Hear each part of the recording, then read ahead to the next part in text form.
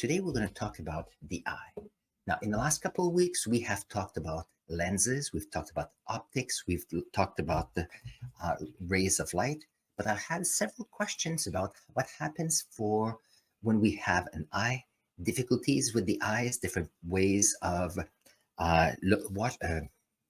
looking at something. Some people are nearsighted, other people are farsighted, and some difficulties. And I'm also answer the question about how can we have bifocal contact lenses? That was a topic I had last week.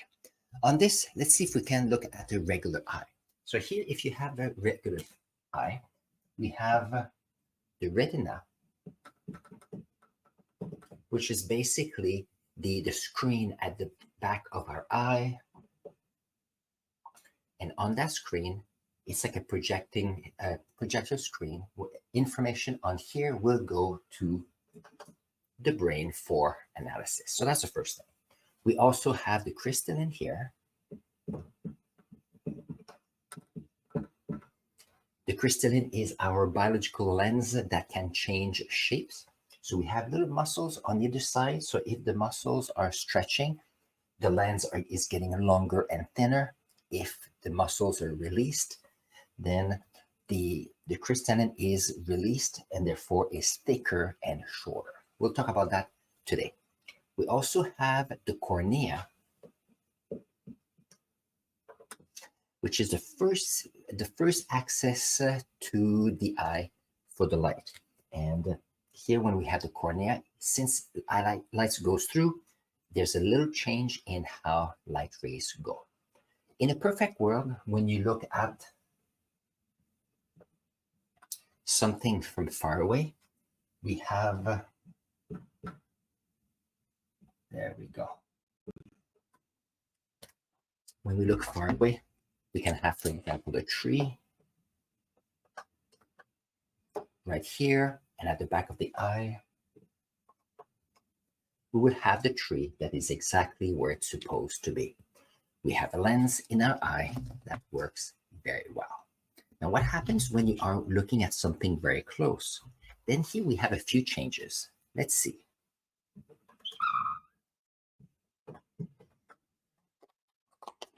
So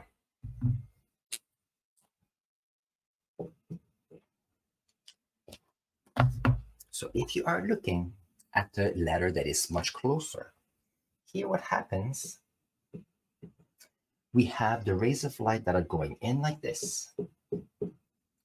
When the brain notices that a focus needs to happen, the lens right here will change its shape to allow for focusing. It's going to get much thicker. Here we have the little muscles that are being released.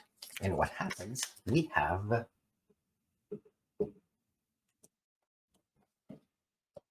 let's see. We have the letter that can focus at the back of the eye. So all of these are happening. So when you have a healthy eye, an eye that has no deformation, because sometimes eyes can be longer or shorter. When here we have the muscles that are working well and the very flexible crystalline, everything is working nicely. However, it does happen sometimes that the crystalline here loses its flexibility. So when the muscles here are being released, we have a lens that doesn't go as round and therefore stays elongated. So that means that someone has difficulties to actually see close images. For the same thing, if the crystalline has lost its flexibility, it's much harder for the muscles here to pull this way and have a much thinner crystalline so you can see from afar. So what happens? We have humans that have invented lenses years ago, actually centuries ago. And if you can see here, so I'm going to bring this closer, see how my drawing here of here, let's put the R, let's see, the R is right there. You can see, so these are glasses I used to read, where it changes how the rays of light are. changing how the focus happens here. So these are different aspects we're going to talk about today. We'll also talk about corrective lenses and how it can help. Now, there's different ways you can do. So for example, when I read close by, when my eyes gets tired, usually I need glasses. So I can read for half an hour or so. Without glasses, then I need glasses. On the other hand, if I get tired and I wear glasses, let's say I mark and I get a bit tired, I can go for a walk, a 20 or 30-minute walk. And when I come back in, then my body is more oxygenated. My muscles here had a chance to rest, because when you go outside, you look at something from afar, you look something close. And therefore, when I come back, I can start marking, and I don't need my glasses for about half an hour to 40 minutes, because here with the oxygen, I was able to resettle my eyes. So here, let's see if we can talk about different difficulties with some eyes. So let's see if I can change my drawing here in a moment. The first part we're going to talk about today will be myopia. Myopia, we can also say nearsightedness. So that means that someone can read easily without glasses. However, when you have myopia, you have difficulties to look at the objects from the horizon. So what happens when you have rays of light coming in? They are going through the eye, through the cornea, through the crystalline, but here the crystalline cannot adjust nicely. So what happens is that you have your tree on focus, but behind the eye. So that's an issue here, because if it's behind the eye, what you see on the retina is a blurry image. So if you're wearing glasses, you know what I mean when you look at something and it is blurry. So what we need to find a way to correct this idea that it's harder for the eye to focus. So here what we need this object that is on focus here and bring it so that it is on the retina. That's why if you go and see the optometrist, you need to check your eyes all the time, every year or two. The reason is that the crystalline here and your eyes are changing all the time. So sometimes you need to change your prescriptions for your glasses. So what are we going to do? Like this. Perfect. So when you have glasses, what happens is that so I'm going to use glasses here, and then we're going to look at a few options at the end of this video. When you have a glass like this, what will happen is that you have the rays that will start changing direction a little bit. So when you have your rays of light coming to your eyes, you will be able to see exactly the image of what you're looking at. And here it will be on focus. So the glasses are specific to give a chance to move the light rays in the correct way so that you can have a focus at the back. So this is what we call myopia, or nearsightedness, and that's why people need glasses to look at objects from far away. Now, there are other difficulties with the eyes, and they're called farsightedness. And this is when people can see from afar, but have difficulties to read closely. So let's have a look at a drawing to explain that. So give me a moment. So the next section is called hypermetropia, or farsightedness. So that means that the eye can see from far apart. But what happens sometimes is that when you are looking at how the image is done, so for this one here, the image is here at the back of the eye. Now, you have to keep in mind that depending on how the crystalline is, it's possible the focus, here I put at the back, but the focus could actually be inside the eye. The big question here is to figure out where is the focus and then change the way the image is to make it easier. So for example, if you're looking for reading a letter R, and we have here at the back, let's see what we can do. We can wear glasses like this. So let's see, we have reading glasses. So what happens?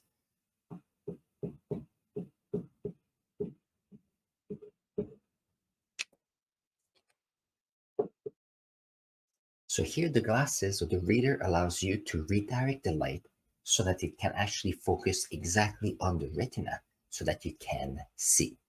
So this allows the person to be able to read, and that's why they need reading glasses. Now I'm going to talk about another situation where for eyes we call the presbyopia. This one here, what happens, or presbyopia? Well, that's a good question. I have to double check how to say that word. What we have here is over the time, our eyes sometimes are aging, and therefore the crystalline is losing its flexibility. So what happens is here, when you're younger, you may or may not need glasses. And if you have glasses, then the prescriptions or the strength of those glasses might have to change. So what we can do at this time, so if we're suffering from nearsightedness or farsightedness, then we can have glasses with specific prescriptions. But it does happen that some people need glasses where we call them bifocal. When they're bifocal, what happens is that we have a glass where we have inside two different parts. The first part here is to be able to see from far apart, and the rays of light are coming this way. Or someone that is reading a book from further down, and therefore what we call bifocal glasses. Bifocal is that it allows for people to wear one pair of glasses and be able to read. So if you look at these ones are made just for reading, so I cannot wear them when I drive because they're not bifocal. But you can have glasses where you can have help to read and nothing changes when you look afar. Or you can look afar easily, and when you look down, the lenses are made so that you don't have to, that the rays of lights are not changing. So that is something to look into. So this is what we call bifocal. So glasses, it's an old technology and it works beautifully well. Now there are different ways that we can actually help with our vision. First would be glasses, could be for reading or from far away, or bifocal. Some people may decide to have contact lenses. So let's see if I can write contact lenses.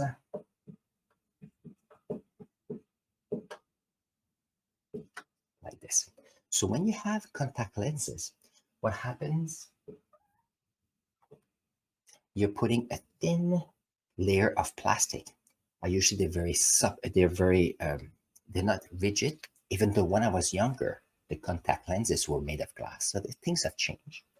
And this allows for the rays of light to change a bit of direction to allow for the rays of light to come at the back of the retina and have a focused image. Now, last week I had a great question.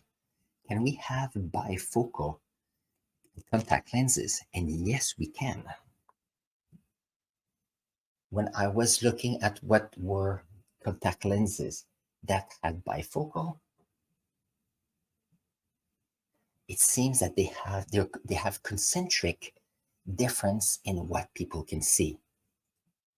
In the middle, you have a place where if you want to look something closely, so usually when you read, you have something in front of your eyes and you're focusing, your eyes are moving very little. So they're very focused to send the light right into the eyes. On the outside, it is a lens where you can look from afar, like this. And in the middle, it's an intermediate distance.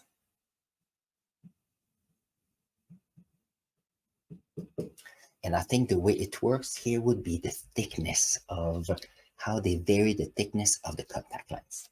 So here the reason why on the outside you can have your lens to look afar is that when you look at a landscape, for example, or you're driving, you look from afar, but your eyes are never fixed at one point all the time. You're looking in different areas. So even though in the middle it's to be able to read, because of the outside here, and you have many more rays of light, what happens is that you can by changing where your eyes are, you can actually see from far apart. So this is how we can actually get the bifocal contact lenses. That was that was a question I had from last week, and I did not know. And I wanted to answer that question for you today. Another difficulty that people have when they are looking with the eyes is what we call astigmatism. Astigmatism, what it is that we have here a crystalline that works. We have the muscles that are working, retina, things are working well. However, the cornea is misshaped. So that means that if you have a cornea, and I'm going to make it get a bit thicker to show you.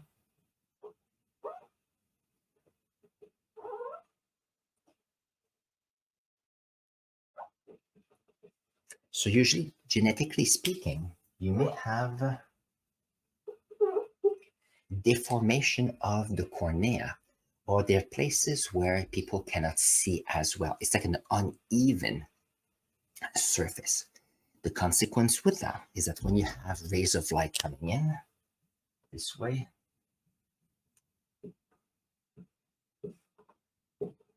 you may have rays of light that sometimes are crisscrossing.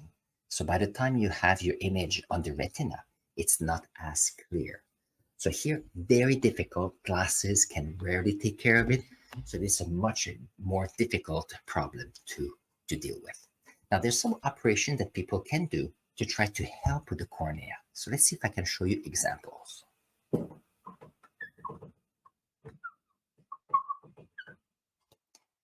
So there you go.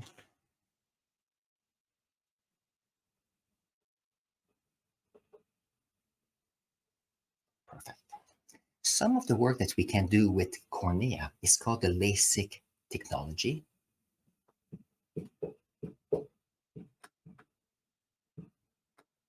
LASIK technology here is that we're using a computer and a little laser, and we go here and we change the shape of the cornea.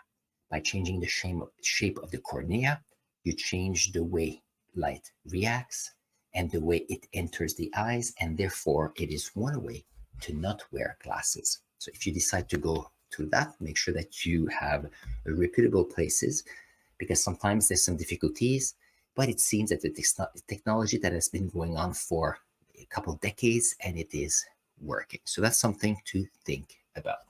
Even though I was watching a video and they were saying that often people that are doing the LASIK surgery are wearing glasses themselves. So is it because they don't want to use the technology, or it's just to make people feel more comfortable? That is a good question.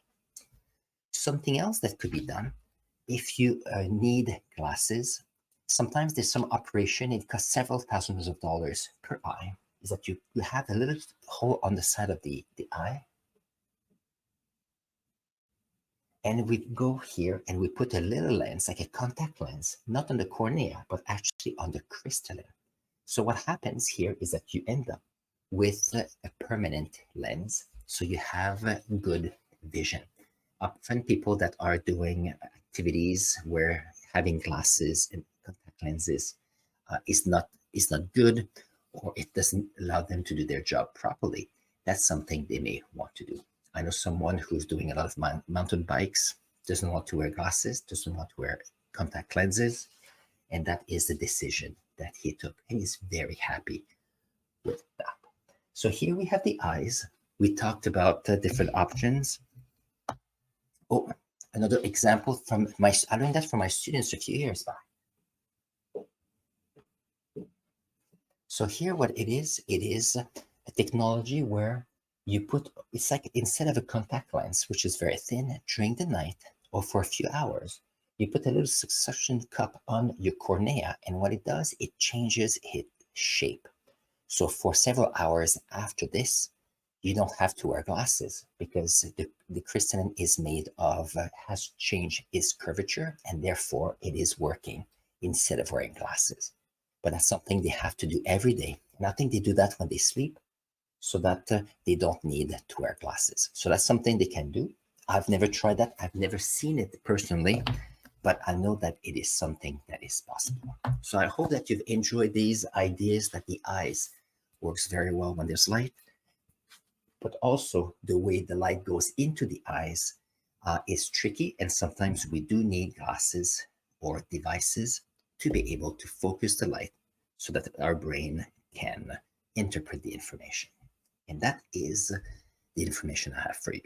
If you have any other questions on eyes, put them in the comments below. And I'm going to put here a link to one of my videos about optics, and I'll see you there.